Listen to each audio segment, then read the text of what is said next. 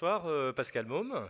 Bonsoir à tous. Bienvenue dans cette soirée. Alors on avait eu le plaisir de vous trouver déjà l'année dernière.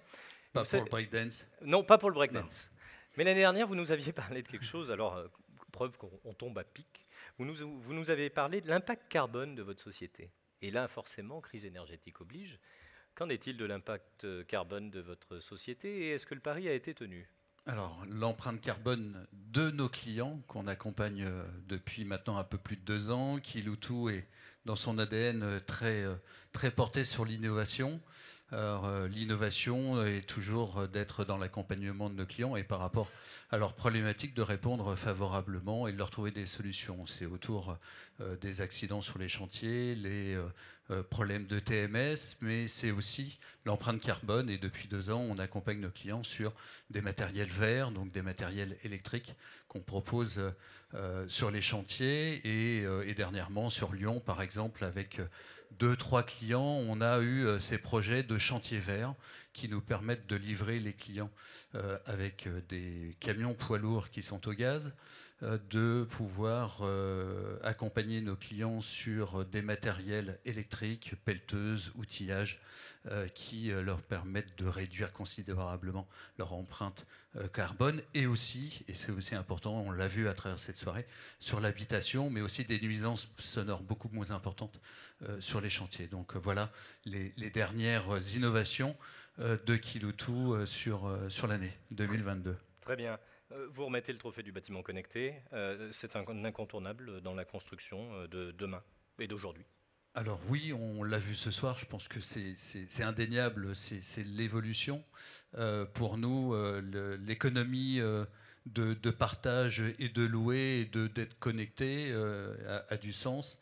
Et pour donner des exemples, c'est de pouvoir là aussi accompagner nos clients sur toutes les données qui peuvent être liées à la machine, sur les chantiers. Donc ça va être la productivité, c'est aussi de calculer leur empreinte carbone grâce à ces matériels qui sont connectés et de pouvoir établir avec eux des bilans sur cette problématique.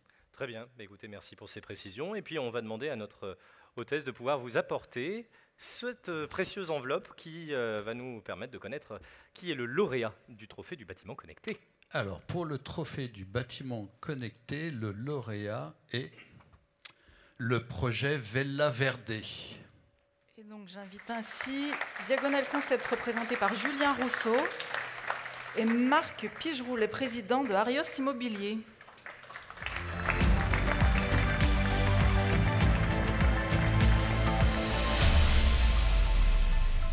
Félicitations. Félicitations, bravo. Hop, installez-vous. C'est le grill, c'est là-bas. Et c'est moi. Et je commence avec vous, Monsieur Rousseau. Bonsoir. Bonsoir. Alors, je crois que ce projet part de nombreuses idées novatrices, même expérimentales. Vous allez nous expliquer tout ça. Oui, alors, tout d'abord, il faut savoir que ce bâtiment, c'est un ancien immeuble de bureau qui a été reconverti en école supérieure, donc sur 8 étages, donc pour 600 élèves, alors qu'avant, il y avait 200 personnes dedans. Donc les enjeux sont, pour des écoles, c'est surtout sur tout ce qui concerne le chauffage, climatisation, rafraîchissement, ventilation, parce qu'on a des espaces qui sont énormément occupés avec beaucoup de personnes dans des petites surfaces.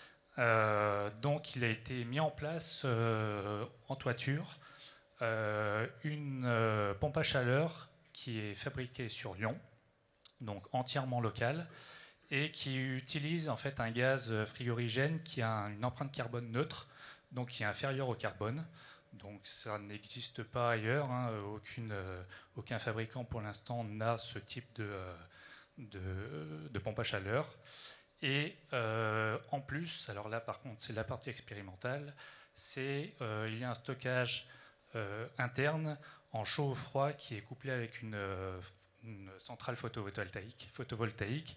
Donc on peut emmagasiner de la chaleur ou du froid pour restituer quand il y a des besoins, pour éviter d'utiliser l'énergie électrique qui a besoin, quoi. Dans les autres innovations, alors outre la GTB classique qui est utilisée dans le bâtiment, qui nous permet d'avoir les données sur la production d'énergie, le retour d'énergie. On a aussi au niveau des consommations d'eau et surtout on vérifie la qualité de l'air. Donc il y a plusieurs capteurs dans le bâtiment à différents étages pour avoir les retours des particules fines, des CO2, des COV, pour pouvoir avoir un contrôle visuel direct dans les salles de classe.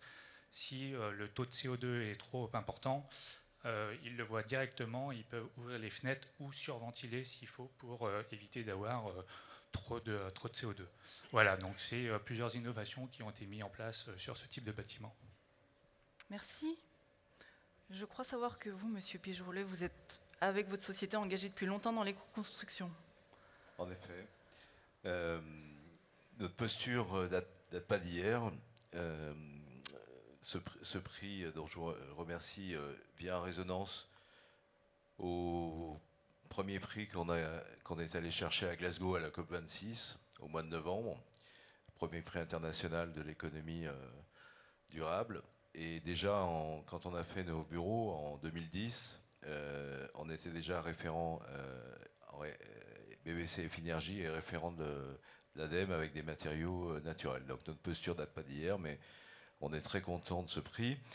Je voudrais remercier notre équipe d'architectes, Julien Rousseau, mais aussi ses associés, Marc Ampézy et Sophie Sturlez, et ajouter aussi au discours de Julien, c'est qu'on est assez en avance sur l'analyse de l'air, et également, Julien a parlé de l'analyse des CO2, mais aussi des particules fines.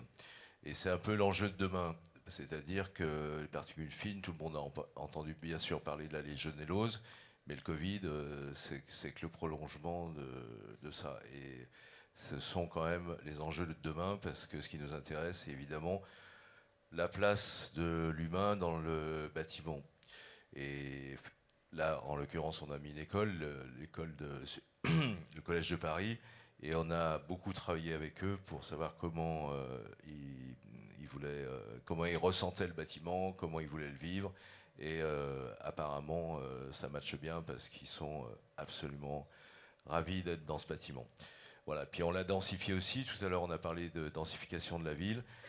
On a créé un rooftop, bon, mais bien sûr avec un potager. Hein, tout le monde maintenant veut son potager. Et on a supprimé le sous-sol dans lequel il y avait un parking. Il nous reste une place pour un véhicule pour handicapés. Et on a fait des salles d'examen en créant des puits de lumière, etc. Voilà. Merci. Très bien, bah écoutez, merci et félicitations. Pour ce trophée. Merci beaucoup. Félicitations à tous les deux. Et on va vous inviter avec